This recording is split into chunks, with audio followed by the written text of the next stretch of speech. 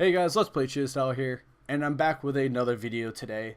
The video that I'm doing today is a beginner's guide of the accessories in the Digimon Masters Online game, or DMO for short. The game actually does not explain very much about the accessories, so I would like to make a video on it so newer players actually know what the fuck they're doing if they ever Google it. Any actual videos I see just kind of give you a brief explanation of the item and say, hey, okay, fuck it, let's move on. I got better shit to do. This is going to be more of an in-depth on the beginners part of it, not really endgame. I'll go over the items you need, the type of accessory, the actual variations, and then at the very end of that, the stats as well. So, before we actually look at the types of accessories that you're going to get throughout the game, there's 4 items you're going to need to go ahead and maximize your efficiency of these accessories. You need option change stones, number change stones, amazing renewal increase stones, and amazing digitary power stones. Those are the essentials you're going to use to power up your stats for the accessories, like I've said. The option change stones will help you change the stat of the accessory. It will change all your stats, but it will give you completely new ones, sometimes even just slightly altered ones. But in the end, it helps you try to get the perfect stat combination. It's completely random, you can't control it, and it fucking sucks. But in the end, you can keep re-rolling if you want.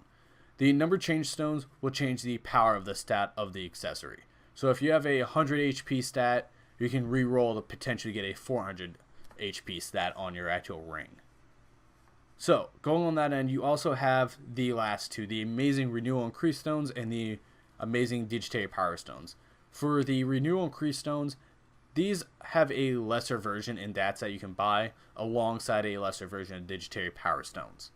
For the renewal, these increase the number of times you can change the stats. It kind of gives you basically 30 options or 30 tries to go ahead and redo the stats of it or power up the stats using your number change stone or option change stone. Once you run out, use the renewal increase stones and ups it up by 5 and you can go to the max of 30. The amazing digitary power stones, like I said, have a lesser version in DATs. These will allow you to increase the overall strength of your stats. Some the actual accessories have a percentage of how powerful they are. This actually maxes out at 200%. The digitary power stones increase it by 10. So if you have 97, it goes up to 107, 117, etc., etc., etc., all the way up until you get to 197. 197 is where you want to use the lesser versions to go and potentially go up 3% or go down where you can use a amazing digitary power stone. So, taking a look at all those are pretty much the basics you're going to need to go ahead and upgrade any of your accessories. And speaking of accessories, let's take a look at our first one. The first one we're going to be looking at is rings. The rings you will find throughout the game are perfectly, normal if you're just trying to play the game and have some fun. But if you're trying to reach end game and everything, the ones you get all the way up until about level 70 are dog shit. I'm not going to be, light on that. They're pretty dog shit. The ones you'll see throughout the game are Arcane Double Core, Tri-Core, and Quad Core. Quad Core is being the best out of the basic ones. If you see these and you don't have a ring, by all means, do pick them up and you're not level 70. Pick one up. If anything, you can't find one and you're level 70, just buy a ring from another player. It costs at least 7 terrors, so you don't need to really worry about it. Should have that money by the time you get to level 70. If anything, you don't have one, you're below level 70, pick up a Tri-Core or a Quad Core, give you a little bit of boost in stats and possibly go and beat that boss.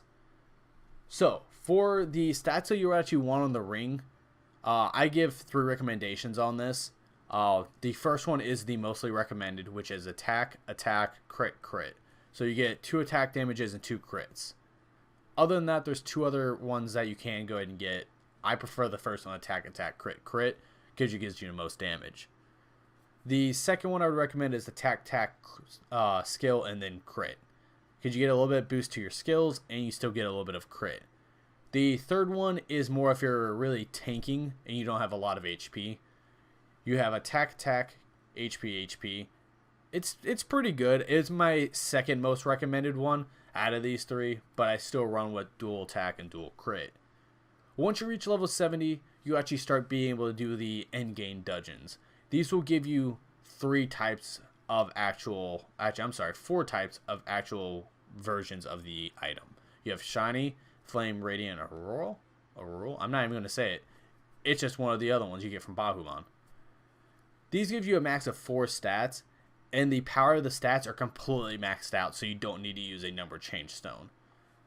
The other rings you can get are basically from events, and those can be a good or a bad thing depending on how you actually look at them. Other than that, you know, they're pretty much endgame, and we're not going to be looking at that. Necklaces are similar to rings, but they're a little bit different in a way as well. You can only obtain these by running lower level dungeons or events. Once you're going to get, you know, the tri-core, quad-core, anything like that, yeah, you get it pretty much. It's the same thing with the ring.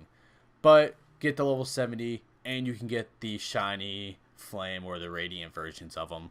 Same thing with the rings. They're all going to have the same 4 versions of them, except for the bracelet. The bracelet's its own special breed, and we're not going to go much into that because that's more of an endgame. But I'm going to put it in here anyway, just for a brief explanation because it is an accessory. The stats you want on the necklaces are the attack speed, attack damage, crit damage, and HP. Another one you can run, and I ran this before as well, is attack speed, attack damage, crit damage, and defense. If you run the HP one, you get, of course, the HP. If you have plenty of HP, but you need a little bit more defense, you can definitely run the second option. It depends on what stats you have and a bunch of other things throughout the game. So, going on to the next one, we have our earrings. The earrings are basically like necklaces. You can only obtain them from dungeons or events. They even follow the same rules as what versions they get, like everything else I've said. The Sovereign versions, Flame and Radiant, etc. The difference between the earrings and all the other accessories is the rule of giving like a max of 3 stats or 4 stats depending on the actual item.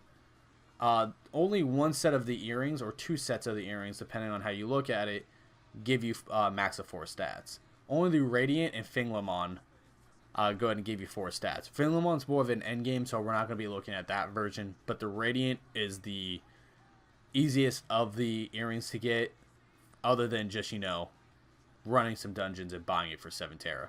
I've seen these run for at least, you know, 120 Terra. And that's going to be the easiest to get out of the higher end or end game stats.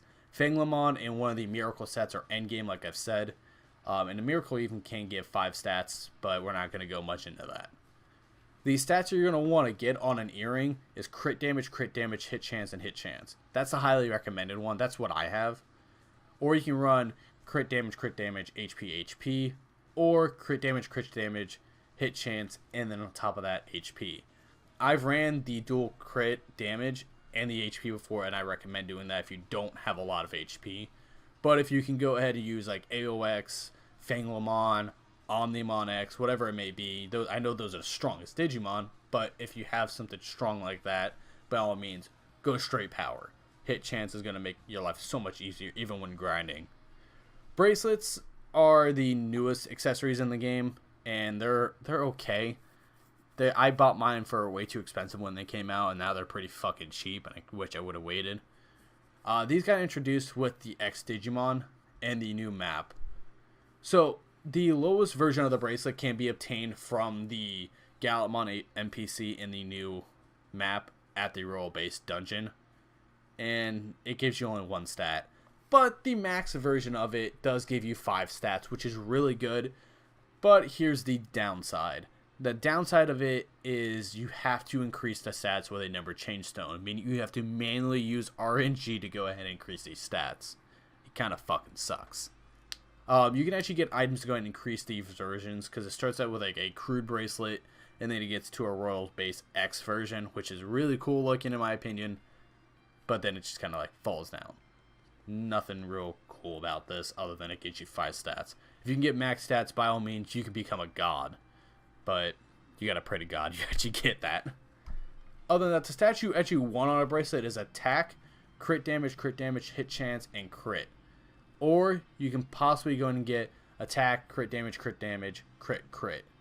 I prefer the attack, crit damage, crit chance, and hit chance, and then crit, because it just gives me more of a power boost. But really, you can play around with these and possibly go ahead and maneuver around with your other stats. If you don't have any HP, you can use HP or whatever it may be. At any point, you can actually find someone selling any of these items. I'm not sure about the Fanglamon or the Miracle, because those are pretty much character bound if you get them. But any Radiant version, Shiny version, Flamic version, etc., you can go ahead and find from someone. You'll pay a price for it, but you will go ahead and get those, and those are usually easier to obtain if you have money. I do hope that actually helped somewhat of an explanation. If you guys have any more questions or anything like that, by all means, please comment on the video or go ahead and actually find me in-game. My actual in-game name is everywhere, as you can see in the video. But I do play on the Lucymon server, so if you need a guild and you need people to hang out with, by all means, go ahead and shoot me a DM on Discord. It'll be somewhere here. I don't know. It'll be somewhere. But also, if I'm online and you need a party or you need a guild to join, by all means, please ask. I'll go ahead and invite you. No problem whatsoever. But I will go ahead and end the video off here. The next video I will be doing is a Seals video, going through the Seals Masters and everything, going through the events if there is one when it comes out. More likely not, because fucking Game King hates us. But I will see you guys in the next video. Thank you for watching. Subscribe to the channel because it does help a lot. And I will see you guys next time. Bye-bye.